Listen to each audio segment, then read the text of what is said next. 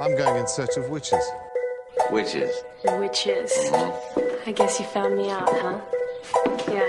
You should come around here on Halloween. You'd really see something then. Oh, yeah? Yeah, we all jump off the roof and fly. You know, sort of like a coven. You have placed Fester under some strange sexual spell. At what time will we be spellcasting?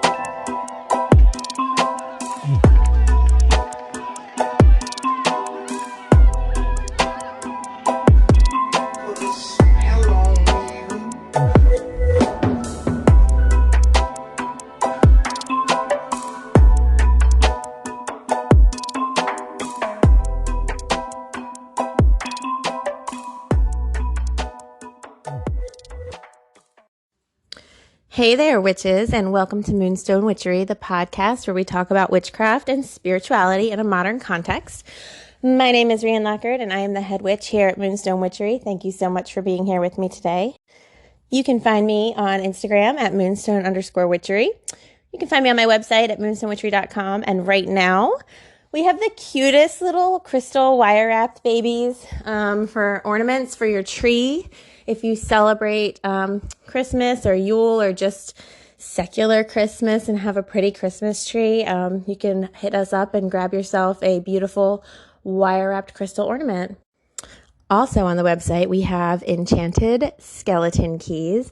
These skeleton keys are each antique, and I have enchanted them myself to remove blockages, remove barriers, open doors to your future, the areas that you're trying to step into in your life, and close and lock doors behind you. This is metaphorical doors, obviously, but these keys have been enchanted and infused with powerful spell energy, and they are on my website, so that would be a cool gift. Anyway, enough commercials. Let's get to it. So I've been kind of MIA for a little while. COVID and life, and that kind of sums it up, but I am sorry for my absence, and I am so appreciative to everybody who has reached out to me and let me know you were thinking of me and wondering where the F I have gone. Here I am, I exist. Today I want to talk about something that I keep getting circular messages about, so I thought we would just chat about it. It's there's so many things going on with this topic. It's the whole topic around is the end of the world coming on December 21st, 2020?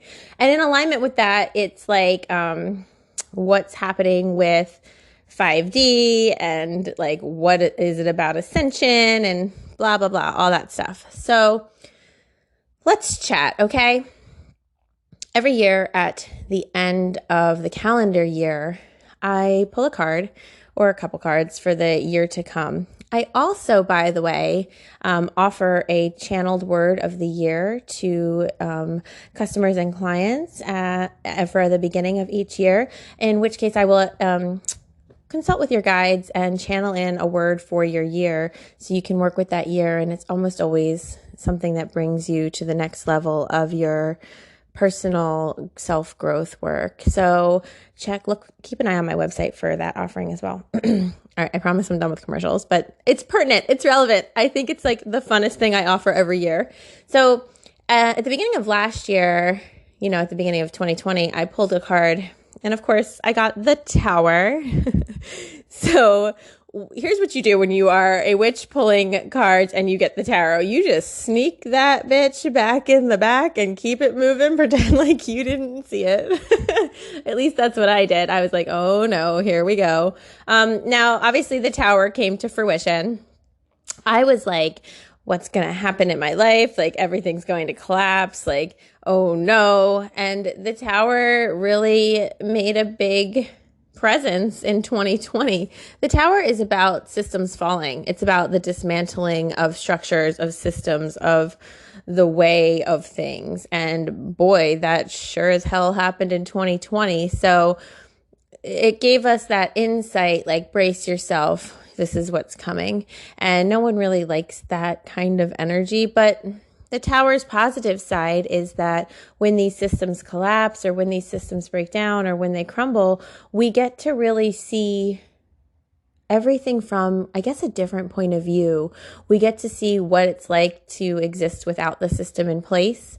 We get to see the ways in which that system, albeit like as it provided structure and support to our lives, the places where certain things were kind of overlooked and certain things were kind of not working. And so one thing we've all learned, well, at least I won't speak for everyone, but one thing that became clarified for me about this isolation that we've stepped into due to the pandemic is, we all are really focused on work, and we all get really lost in the busy hustle and bustle. We all kind of have a tendency to be distracted by our lives. And one thing this pandemic has done, especially if we've accepted that invitation, is it has taken us off autopilot and made us much more in a state of awareness. Because when you are going out in the world and there is a pandemic, you have to be aware of your surroundings, aware of what others are doing, aware of what you are doing, aware of the energy you're contributing. Are you in alignment with the protocols that have been set into place? Are you resistant to them? How do you feel when you're home with your family? There's been a lot of invitations here to get really clear about the energy of family and how we feel about our family, how we connect to our family, what it's like in our home spaces, et cetera, et cetera. And so the collapse of these structures, the tower falling down in this year, has allowed us to stand in the rubble and kind of look around and assess and get information. And that's a good thing.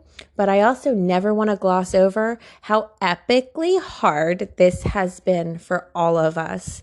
And it still is. Half of my private practice is in life coaching and in mental health support.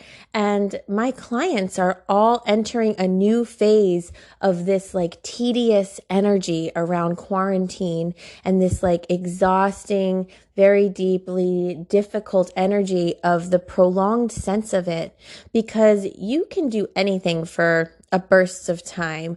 We can all find that inner strength to get through it, but this is not a burst of time any longer. This is a sustainable change that's impacted our lives for a long period of time. And as the waves ebb and flow, and as we have to re-enter into another phase of being locked down or shut down, there's that emotional, mental, and spiritual fatigue just around our previous coping strategies no longer being accessible to us. Now, people who are thriving or doing well are learning different coping strategies for themselves. They're looking around their new life and they're saying, where am I feeling deficient and where am I feeling not okay? And what do I need to do to support myself in getting out of that? And it's always going to be modified because if your favorite thing was to go to the gym with all your friends and right now the gym either isn't available or you don't feel like it's accessible to you, you have to modify and you must say to yourself, what was I getting out of that experience? What's the root of it? Because yes, you're getting exercise, but also if you're going with your friends, maybe you're getting socialization, or maybe you're having fun, or maybe you're just getting out of the house, or maybe you're on a schedule that you liked, or maybe you're giving yourself an excuse to buy a smoothie later. What is it that is underneath the coping strategy? What is the energy underneath the coping strategy? And what did that energy provide to you? And once you know what that is, then you can go ahead and find new ways to get that same energy within the structure of your new experience that you're living in. So if you are feeling just epically not okay right now, please know two things. One, you are not alone. So many people are feeling epically not okay right now. Not only is there seasonal depression kicking on in the Northern Hemisphere here, but there is also just fatigue, COVID related fatigue. And that's a real thing. And I want you to reach out to other people and to come up with coping mechanisms that can be modified to fit your current life situation. And as you're coming up with these coping mechanisms, please remember that it's just good enough and not perfect. You're not going to get the thing that was perfect, but you can at least do something that gets you back in that energy vibration, at least somewhat. Something on behalf of your higher self. Something makes a difference, much more than doing nothing or being paralyzed by it. So sit with that, think with that. And if anybody has any questions about that, my DMs are always open. Please slide on in and hit me up and ask me what you can be doing right now. Aside from that, so here's the thing. I'm getting messages like, OMG, what's happening on December 21st, 2020? Is the world coming to an end? What's going on? Okay, so in the spiritual world, when there's kind of chaos and drama about certain topics like this, I have a tendency within myself to be like, let's just ignore it, especially when I know there's no charge there. I kind of tend to not feed into it simply because I don't want to contribute to a conversation that's ultimately pointless and just not going anywhere.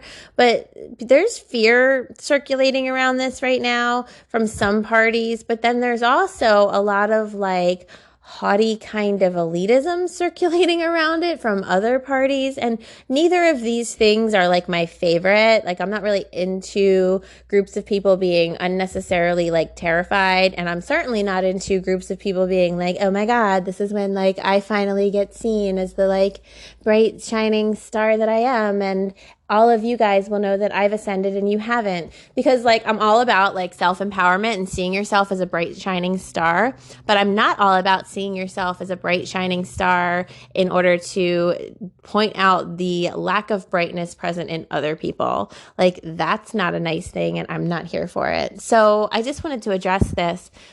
First, I don't know if y'all remember this, but back in 2012, everyone was convinced the world was coming to an end on December 21st, 2012.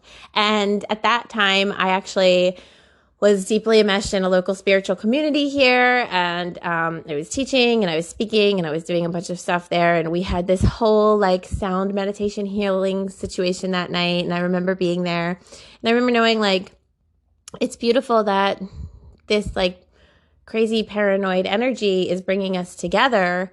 But I wish that it didn't take something like this to bring us all together in this sense of sending healing energy, sending beautiful energy. A lot of the major times when I can think about these profoundly moving experiences that I've had in groups, it's because something terribly tragic has happened or there's been a lot of fear around a certain topic. One of the most powerful events that I attended with this group energy was when I was leading the prayer at a candlelight vigil for the Pulse nightclub shooting. The energy of that experience was so profoundly beautiful, and I reflect upon it often because I wish that we could find reasons to activate ourselves enough to come together to send that good energy without having to have a tragedy or a fear of a tragedy precipitate it. But so, as theoretically, I'm pretty sure, because I'm sitting here today, the world did not end on December 21st, 2012, right? We kept it moving. Things have been continuing. And then there was this update that went out like earlier this year. And it was like, oh, oops, maybe the Mayan calendar was incorrect. Even though in 2012, there was this whole campaign about how like accurate the math was. There was no way they were wrong. But they said maybe it was wrong and they meant June 21st, 2020. Now, you'll notice I'm recording this. Oh, it's 11:11 where I am. Make a wish because the wish counts just because I'm notifying you of it. So if you are an 11:11 person, here's your 11:11 sign. Make a wish. And I'm recording this on the 11th. How auspicious is that? I know I'm on this tangent, but oh my God, I love it. I'm going to make my wish really quick. Okay, and then at the end of wishing, I always say please and thank you because I'm being respectful of the energy of the universe. I'm like, please, can I have this wish come true? Thank you so much. Anyway, take a second, make your wish, or receive your 11:11 sign if you needed it. Oh, that reminds me. Next podcast, I'm going to be talking to y'all about twin flames, and I want you to buckle up for that conversation because I have a lot to say, and I don't know how it's going to go over.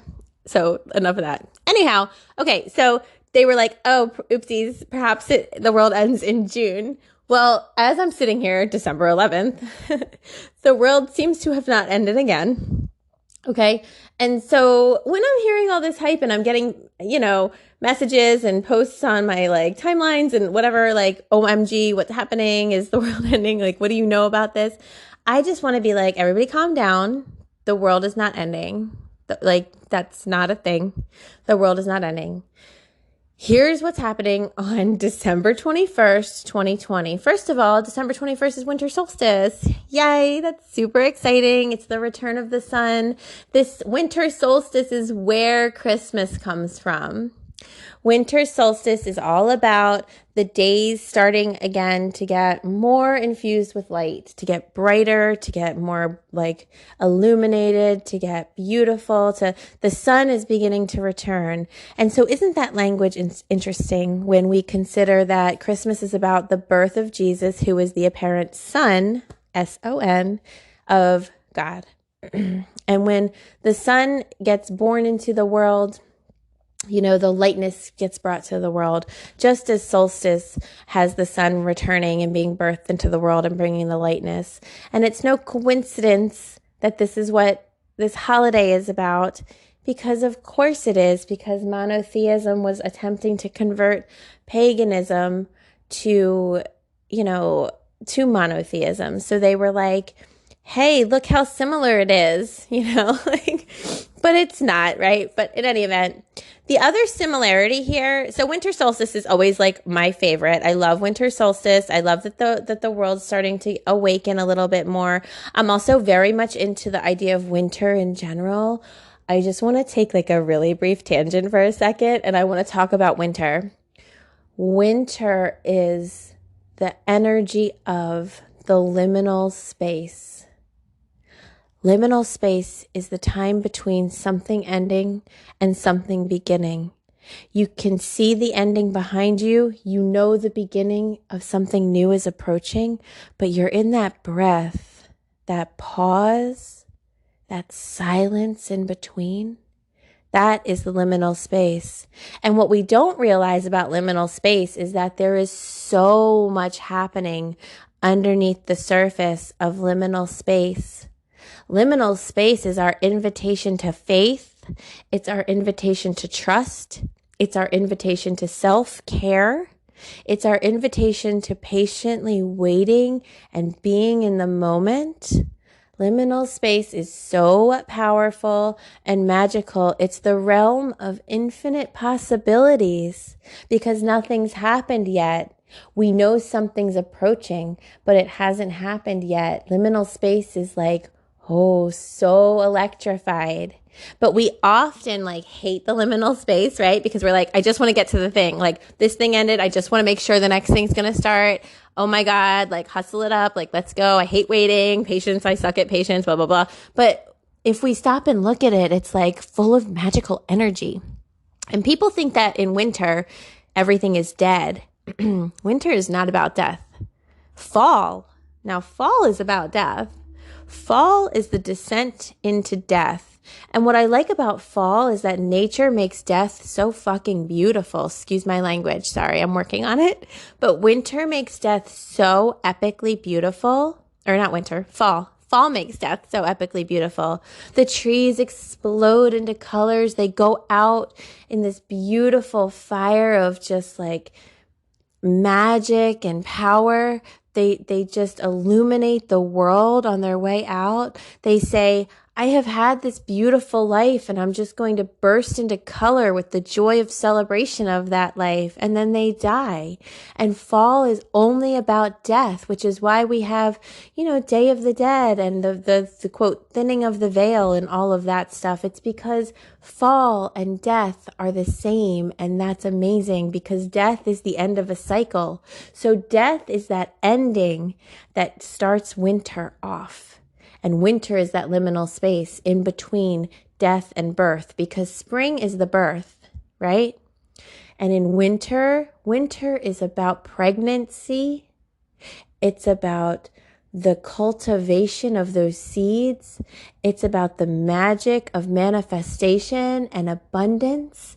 It's about trusting and believing in what's unseen.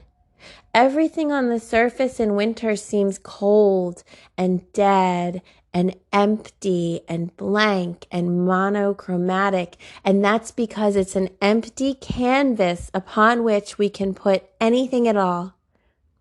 Winter's about cultivating and manifesting.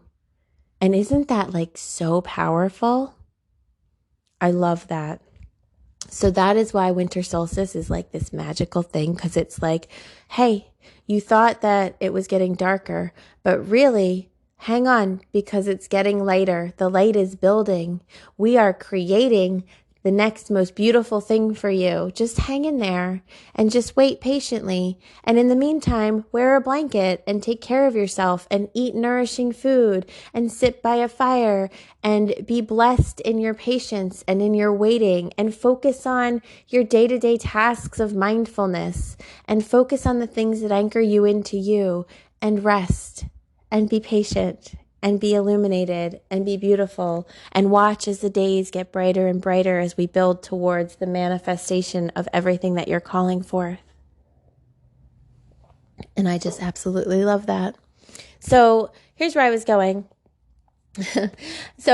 Okay, they converted the pagans to monotheism by being like, we have a holiday about the sun too. It's just a different kind of sun, right? And so,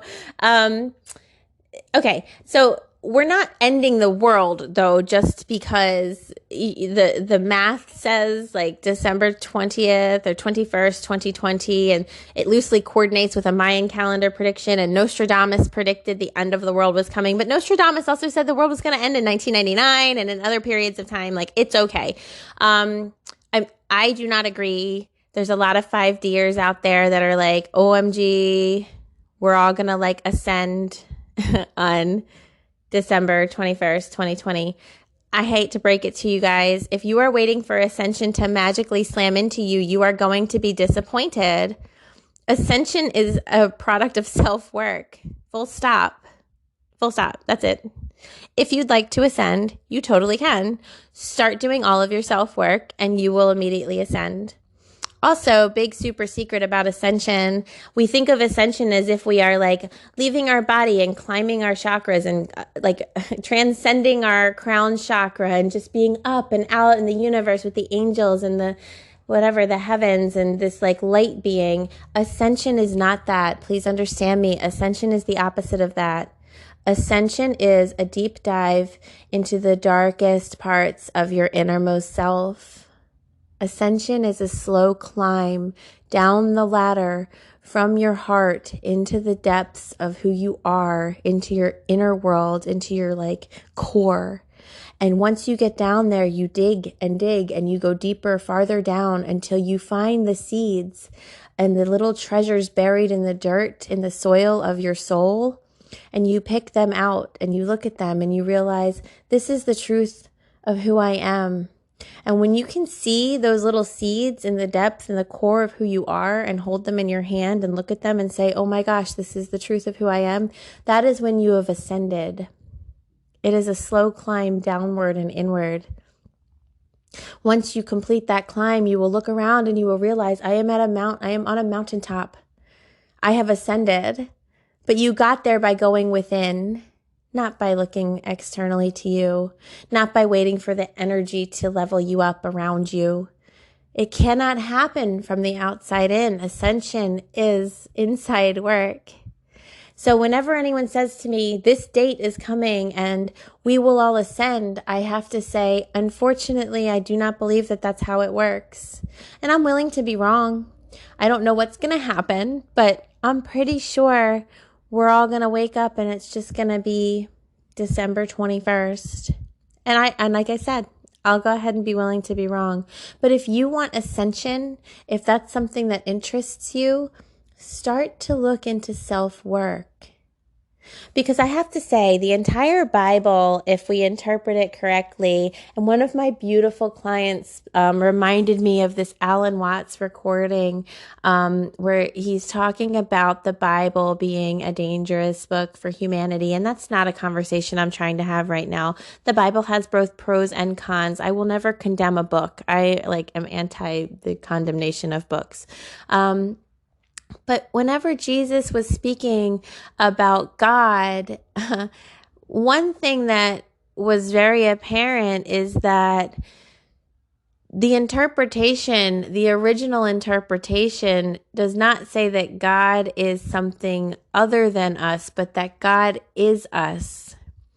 And if we understand it that way, then we understand that the entire book is a metaphor for the self. And so there can be no Armageddons in that context. See, the Armageddon in that context is simply the Tower card. It's simply something's going to happen in your own life that will destroy your own world. And in the aftermath of that, you will have the opportunity to regroup, to regather yourself, to pick up your own pieces and to become something else, and to ascend, and to rise up, and to, be revolutionized in some way. Revelations is about the ascension up into heaven, the literal tangible ascension of floating our bodies up into the sky. It is a metaphor.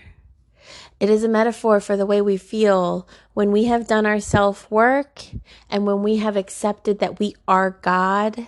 We are able to transcend the trappings of tangible reality and see that all things are possible. Armageddon is the Tower card, and the Tower card pertains to structures and systems, whether tangibly around us or whether intangibly, our belief structures, our belief systems, the way in which we operate in the world that we forget to look at or question. See, we all have these structures influencing our every action, our every thought, our every movement.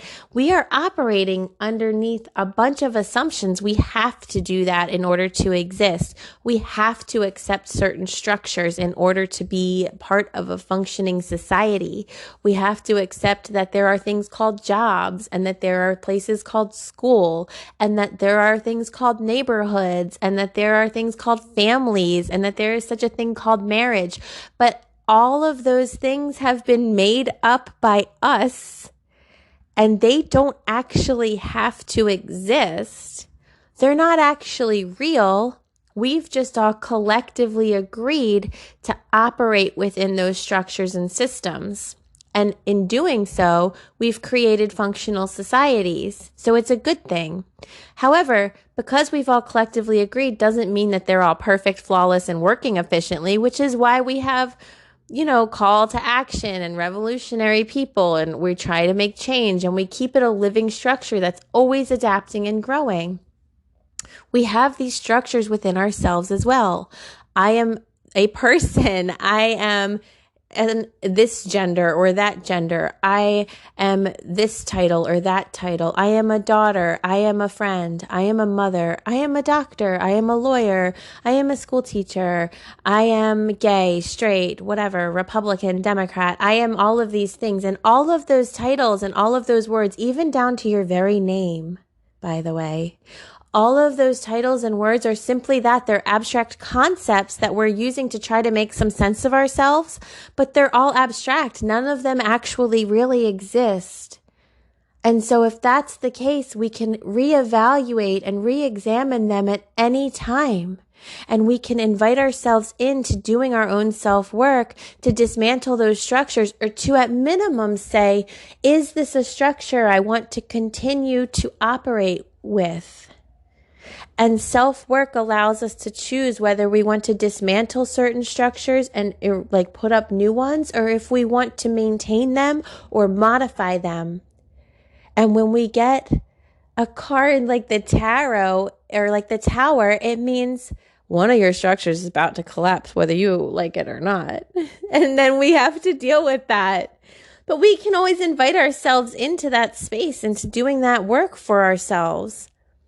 Armageddon, the end of the world, your world can end at any moment, and you can choose that, or it can just happen to you. But globally, there's not going to be some energy washing over us that automatically ascends certain people and not other people. I cannot believe that that is the case.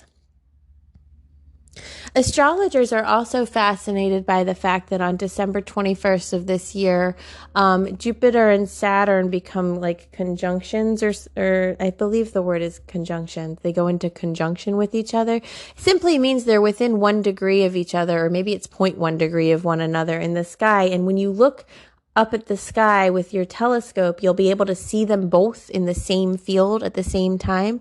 This happens very rarely with those two planets. It's been 500 years since they have both been in that space together. And there's a lot of hoopla around the fact that this is the exact way that the stars were aligned, that the planets were aligned when Christ was born. But I mean, the birth of Christ is theoretically placed in our timeline at best. And I like similarities. I like biorhythms. I like repeating patterns. I like to absorb the energy of something that's powerful. But I don't want to assign it more power and presence than it has. I don't want to defer our power to something else, especially when that something else is fear. So I just want to say to you, worlds end and worlds begin all the time. Every time we do self-work, every time we change a job or have a breakup or have a new baby or adopt a new pet, a world ends and a world begins. You are always in a cycle of worlds ending and worlds beginning. Don't let fear dismantle you. And if ascension is something that is so appealing to you that you hope that on December 21st that you become awash with this energy of ascension, I want you to say to yourself, why am I waiting? I can access that right now. I can simply do my self-work and heal all the places within me that feel just kind of not okay. That's how we ascend. That's all that it is. And in the meantime, please take a moment to just drop to your knees in gratitude for the power of the liminal space that we are stepping into as we enter winter. Because fall is coming to a conclusion here in the Northern Hemisphere. The leaves have dropped. The trees are empty. The death is right with us. And then the power, oh my God, the beautiful power of the liminal space begins. And we can manifest anything. We can call forth whatever we so desire in that space. And we get to sit calmly, peacefully, beautifully, and wait for it to come. And while we wait, we get to take care of ourselves and sleep and be nourished and be warm. And I think that's like the most beautiful thing. So thank you for listening to me. I'm glad to be back. Stay tuned for my next episode about twin flames. It should be very interesting. I might do a series. And I've been getting a lot of requests for coursework. Back when teaching classes in person was a real thing, I taught this thing called Moonstone Witchery Witchcraft Academy, and I was teaching baby witches everything they needed to know to become a witch. I even cutely have a little certificate you can earn that says that you are a certified witch at the end of my program. I am working on making this program available to you in an online format. So once I have that happening in the new year, I will let you know. So please keep your eyes on my work so that you can find out when I put that offering out, if that is something that you are interested in. I have also succumbed to a little bit of peer pressure, and I have made a witchy TikTok account. I am Moonstone Witchery over there. I have 2 videos. They are not great, but you can go ahead and follow me. And if anyone has any insight for me on how the F I'm supposed to TikTok, I would really like that, because I think I'm just slightly old, a little too old for this. But I want to learn. I want to be cool. I want to be a part of Witch Talk. So help me out, help a sister out, and hit me up with all of your tips and tricks. And I would absolutely love that so much. I'll give you a shout out somewhere. Thank you so much. That said, okay, find me on social media. Please know that I love to hear from you. I am so grateful for those of you who have checked in, and for everyone who tagged this podcast and they're like, Spotify end of year review thing. That was so exciting for me to see. I felt so loved that day or those days. It made a big difference to me. Hearing your feedback always brings a smile to my face. So I am happy to be here. I will talk to you about twin flames. I have not forgotten to discuss the major arcana in tarot, and hopefully we'll get to all that soon. Have a blessed rest of your day and week.